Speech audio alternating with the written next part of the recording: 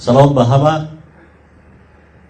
باور من است که انسان ها در حضور و دیدار نزدیک می توانند بیشتر خود را بشناسند. من یک شعر می خوانم که به نحوی می خواهیم اندیشه برون مرزی که دارم او را تبارز بدم. هر کجا مرز کشیدن شما پل بزنید، حرف تهران و سمرقند و سر پل بزنید.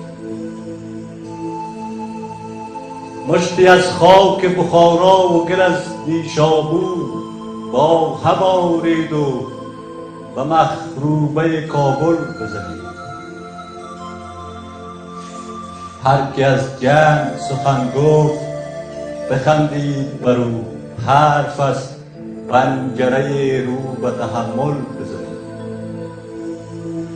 نه بگویید به بت‌های سیاسی نه روی گور همه تفرقه ها گل بزنید.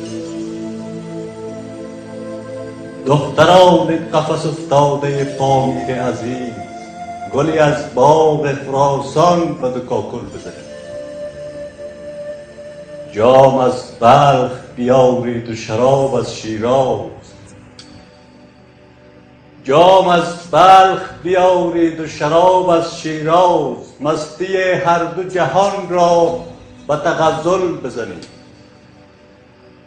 هر کجا مرز ببخشید که تکرار آمد، هر کجا مرز ببخشید که تکرار آمد.